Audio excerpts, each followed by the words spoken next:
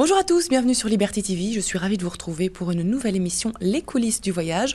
Aujourd'hui, avec moi sur le plateau, Jaume Tapiès, qui n'est autre que le président international de Relais et Châteaux. Bonjour. Bonjour. Merci beaucoup de revenir nous voir en fait. Toujours content de venir chez vous. Et c'est toujours un plaisir de vous accueillir. Vous êtes en compagnie de Lisa Mazias, qui représente Inca Terra au Pérou. Merci également d'être avec nous.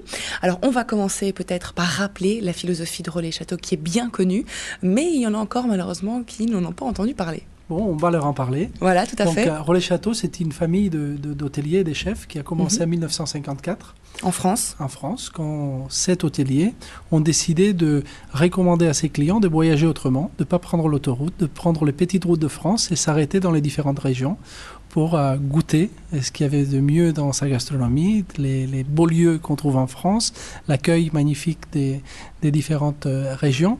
Et ils ont créé ce qu'ils ont appelé la route du bonheur.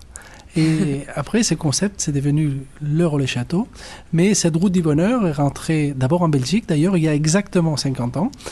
Et ensuite en Italie, en Espagne. Et aujourd'hui, Relais Châteaux, avec la même philosophie, arrive à 60 pays dans les 5 continents. Et donc 520 maisons. Voilà, toutes la avec route du bonheur s'est un petit peu agrandie. Exactement. Il faut quelques jours maintenant, quelques semaines pour la parcourir. Mais ce qu'on dit, c'est que Relais Châteaux, c'est un voyage d'une vie. On commence par le Relais Châteaux, peut-être du même endroit où on vit, aux alentours de sa maison. Et finalement, on arrive dans des terres lointaines, aussi lointaines que la Nouvelle-Zélande, aussi lointaines que l'Inde, la Chine ou l'Amérique latine. Mais quand on va dans un établissement en Europe ou par exemple en Amérique ou en Asie, on retrouve vraiment la même ambiance Relais et Châteaux? Il y a vraiment un cachet particulier? Il y a quelque chose qui nous unit tous et qu'on appelle l'art de vivre. Et c'est cette recherche de la beauté, du bien-être. Et donc, cet art de vivre, on peut le trouver en France, dans un château, mais on peut le trouver dans un lodge en Afrique du Sud, on peut le trouver dans un ryokan au Japon, dans un ranch au Montana. Et donc, Relais Châteaux, ce qu'il fait, c'est de recommander, de guider, avec ce guide, qui est très connu, nos clients dans ces endroits de la planète. Et je dis souvent, Relais Châteaux n'est pas une chaîne hôtelière ou une chaîne de restauration. Nous sommes peut-être la meilleure façon de découvrir le monde. Alors, vous en avez parlé du guide, il est édité chaque année.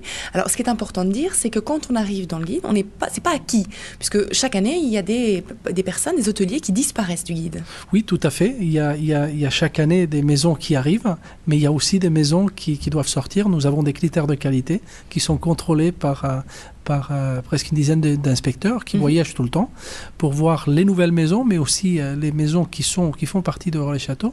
Et donc, techniquement, il y a des maisons qu'à un moment donné, voilà, ils n'ont pas suffisamment investi ou qu'ils ont changé de propriétaire ou qu'en ces moments-là n'ont pas les critères de qualité de service et donc ils sont accompagnés à quitter Relais Châteaux et à revenir si le standard est bien au niveau. Mais il y en a toujours une trentaine, une quarantaine tous les ans. Et ce qu'on assure, c'est que ce que vous voyez dans le guide annuel, ce sont des maisons dont la qualité est là et dont vous pouvez nous faire confiance. Alors le job d'inspecteur, ça doit être, j'imagine que vous devez recevoir des demandes constamment. Tous les jours. Voilà, j'en étais sûre. C'est vrai que ça doit être agréable. Mais c'est un travail difficile parce qu'un inspecteur, il doit être objectif. Oui, je dirais presque 9 mois par an sur la route. Ah oui. Et voilà, il faut pas seulement visiter, après il faut faire un rapport, il faut bien expliquer les choses aussi aux hôteliers parce que de temps en temps, ils se présente. Et donc, c'est un travail très intéressant, mais pas facile. Voilà, tout à fait. C'est important de le rappeler. Alors, parmi les nouveaux adhérents, il y a Madame Macias. Donc, vous avez des établissements au Pérou. Exactement. Et alors, qui ont la particularité d'être écologiques. Oui, en fait, on a 3 établissements au Pérou, Inca Terra, qui appartient à ma famille.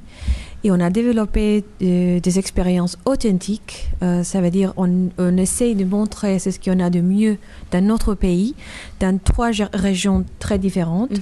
Et on est en train de créer de nouveaux hôtels aussi. Mais parmi les 3 hôtels, on a La Casona, Inca Terra La Casona, qui est le premier relais et château hôtel au Pérou, et pour l'instant. Et on est très fiers d'avoir arrivé à être reconnus par les châteaux. On peut dire que vous avez eu pratiquement un coup de foudre pour cet établissement. Tout à fait, j'ai eu un coup de foudre et en effet, on arrive du Pérou car Relais Châteaux souhaite développer sa marque au Pérou. Et c'est un pays d'abord où l'accueil est magnifique, où les gens n'ont pas perdu ces sourires naturels, où la gastronomie est d'une qualité magnifique, où on trouve les produits qu'aujourd'hui nous avons ici en Europe, mais que peut-être pas tout le monde sait que ce sont des produits qui ont une origine péruvienne, la tomate, la pomme de terre. Et donc on arrive dans ces pays, on découvre des dizaines de climats différents, avec les différentes altitudes, des endroits culturellement très impactants, mais aussi avec une nature vraiment qui impacte, avec des zones amazoniques, des zones comme la vallée sacrée où on dit qu'il y a une richesse, tout pousse là-bas et sont extraordinaires. Et donc, et après, cette partie culturelle avec les ruines de Machu Picchu, avec la ville de Cusco et bien d'autres. Et donc, je suis parti là-bas avec mon bâton de pèlerin, essayer de convaincre quelques hôteliers qu'on avait repérés auparavant de pouvoir nous aider à constituer une route du bonheur péruvienne. Et donc, Lisa a ouvert la première étape avec la Casona à Cusco. Et donc, on a eu l'opportunité de visiter les maisons de Pueblo à Machu Picchu. Et sincèrement, j'ai qu'un envie de retourner pour aller en Amazonie, voir cet écologe qui est dans cet endroit merveilleux et presque inaccessible. Voilà, tout à fait. Alors, on parle d'écologe, mais il y a beaucoup d'établissements qui se targuent de faire des gestes écologiques. Concrètement, vous, quelle est votre empreinte là-dessus? Ouais, pour nous, c'est un concept qui est intégré dans la manière comme on fait toutes les choses. Par exemple, on a aussi une association ou une fondation, si vous voulez, par laquelle on fait plein de projets de très long terme, de 20 ans, 35 ans, 37 ans. Donc, on fait la recherche, on fait des séminaires éducatifs pour les enfants, pour les adultes, etc. Donc, par exemple, à l'hôtel à Machu Picchu, on a le plus nombreux, on a 372 espèces d'orchidées natives. C'est pas mal. Ça, c'est plus que n'importe dans quel autre endroit du monde. Donc, c'est important, mais ça a pris 20 ans de payer une femme qui habite chez nous pour faire le travail. On a aussi, par exemple, un projet de réintroduction de l'ours indien dans la forêt aussi à Machu Picchu. Donc, on a maintenant 3 ours. On a déjà eu une femelle qui était réintroduite. Et maintenant, on a encore 2 qui sont en train de s'entraîner pour la réintroduction. En Amazonie, on protège 17 000 hectares de vierges primaires, des forêts vierges primaires, dans les derniers 37 ans. Voilà, donc c'est vraiment très long terme. Voilà, c'est sur le long terme, c'est pas simplement une action ponctuelle. Non, on a aussi bien sûr tout le recyclage de produits et tout ça, mais ça va avec. Si je peux dire une chose parce que j'étais vraiment très impacté, on a regardé avec Lisa sur Google Earth la position de cet établissement en Amazonie et en déplaçant cette photographie de Google Earth un peu plus au sud vers le Brésil, et quand on voit la coupure des milliers d'hectares de forêts amazoniennes, on se dit heureusement qu'il y a des gens qui se préoccupent de garder la forêt telle qu'elle est, parce que quand on voit vraiment les photos, et j'invite ceux qui nous regardent de regarder quelques centaines de kilomètres plus au sud que son établissement, ils vont voir la massacre que vit la région.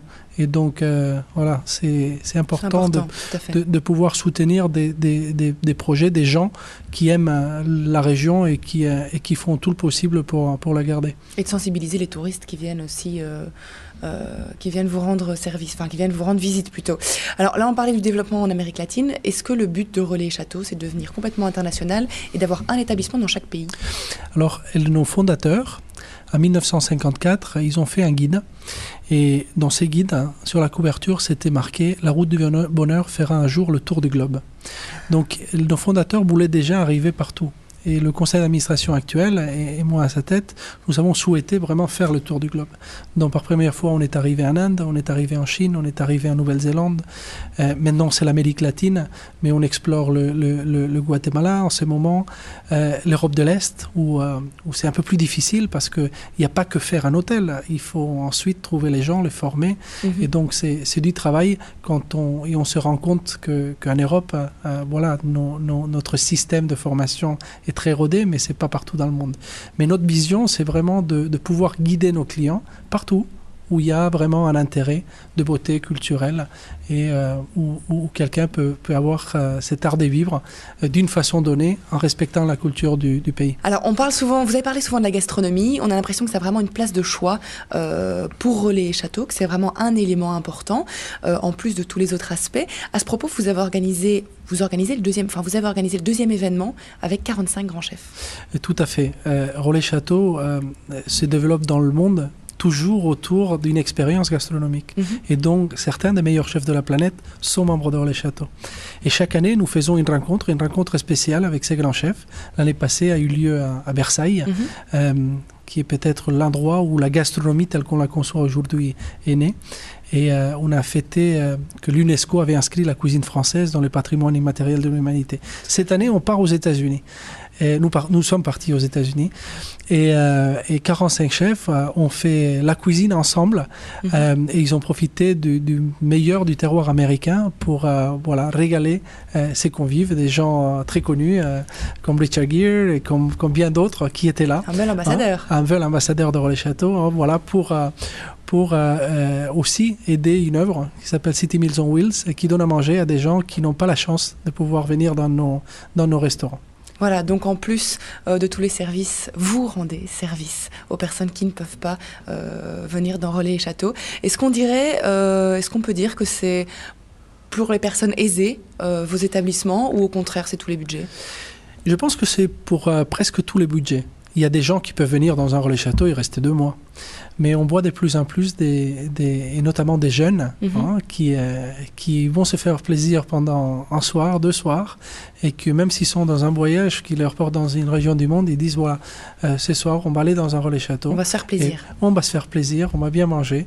Et je dirais qu'on peut aujourd'hui trouver des Relais Châteaux à 200 €.